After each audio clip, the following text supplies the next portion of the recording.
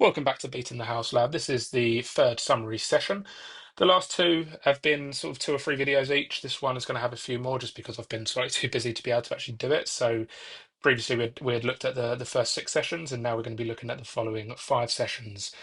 What's fascinating about these sessions is that I had kind of a range. There was no average sessions. I had one which was running at 43%, so less than half the expected return to player, and two that were even lower than that, one at 25 and one at 19%. So 3 sessions which were massively below expectation. However, I had two which were massively above expectation, one at 199% and one at 267%. And the impact of that is it's completely flipped on the head what I was expecting to happen as we go through this. We ended the last session, I believe it was at 105 or 110% return to player on average over the first 6 sessions.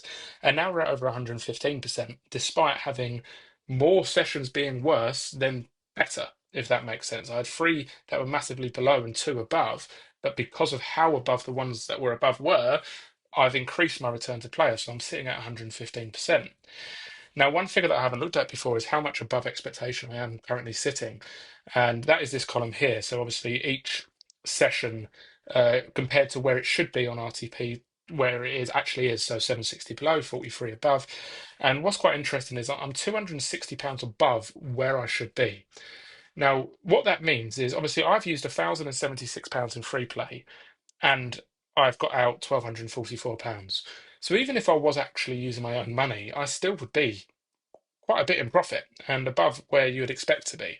Now, obviously, again, RTPs over time and things change as they go on, and it may go considerably lower. I've had a few bad sessions where I thought that might go more towards expectation, but that is where we're at. We've had a couple of good sessions, a couple of bad sessions, and I've recorded a couple more since the 11th session. One of them, again, quite considerably below, one of them quite considerably above. So we're kind of continuing that theme of one up, one down, which is providing some interesting optics, if you like. Now I've updated my speculative session, sorry, my speculative tab, showing where things are likely to go with my current average projection. If things from now return to exactly RTP, and if it comes in on average below RTP at about 5% below. Now, what we've got here, and I'm going to try and make these big because I'm aware a lot of people will be watching on their phones and it's difficult to see. But this first graph here is my total extraction versus the free play. So the red line is showing how much free play I've actually used, and the cash out is showing where I'm at cumulatively across. And at no point have I dipped below the actual free play used. Across every single session in total, cumulatively, I've been above. And obviously, the hope is that continues. If that green line starts to dip below the red, it means that I've dipped below 100% RTP, because I'll be getting back cumulatively less than I say I've put in, but obviously it's free play, so I've not actually put anything in. And now this is now on a session by session rather than cumulatively, and it's quite easy to visualize where we've been, where we've got the blue column is the actual cash out, and the red column is the expected cash out. So what I'm finding quite fascinating is obviously even when I've had the terrible sessions, such as session 11 and session 9, visually you can see, okay, yeah, this is considerably lower, but that drop there in those two doesn't seem as drastic as this increase here or this increase here. And I'm trying to figure out why that is. And for me, I think it's a case of if I'm gambling £75 of free play, the most I'm ever going to lose is £75. And obviously that's not actual real money, it's free play. But I can win unlimited amounts in theory. Obviously, it's not unlimited. There are caps on how much you can actually win, and realistically, I'm not going to be hitting £100,000 in a UK casino. But the point is that how much I can win is a lot higher than how much I can lose visually when you look at it on a graph. So that's where we're at now. Now we're going to move on to what has always been my favorite view, and this is this graph here, which is my projected return. So obviously up till session 11, all of the lines are joined as one because I'm not going to be speculating on something that's already happened. So we've got our locked in figures, and again, that's from this tab here. So everything up to session 11 is locked in. And then the three lines here are showing what the possibilities are. And this time I'll try and make sure my cursor's on the right point when I'm saying these figures. Now, the idea is after around a year's time, this is where I could be. So based on my current RTP projection, this is the line. And now this time it's not actually showing me the figures for some interesting reason. There we go. £7,500. So if I continue on my current and around 115% RTP, after the year, I will be at around £7,500.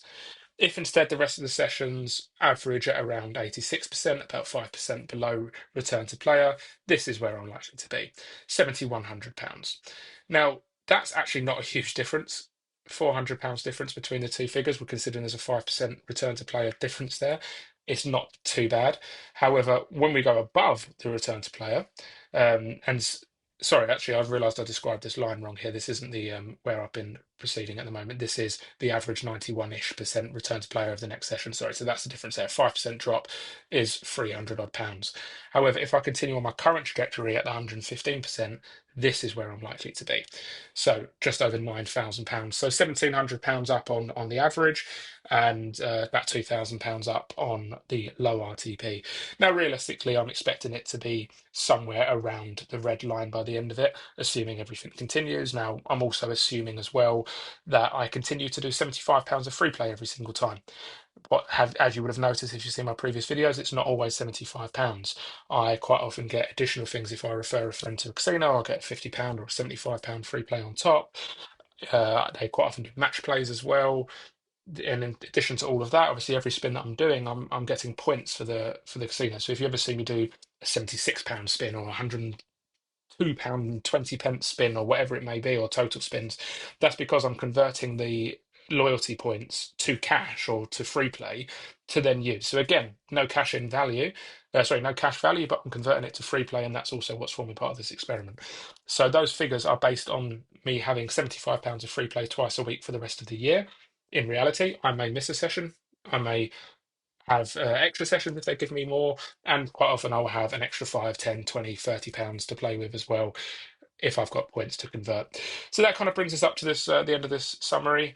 I'll leave it there for now, and I'll catch you on the next episode, which will be session 12. As a heads up, it was a terrible session, but the session afterwards was quite good, so I'll get those videos uploaded as quickly as possible. I'll catch you on the next one, and until then, remember, the discipline beats luck in the long run.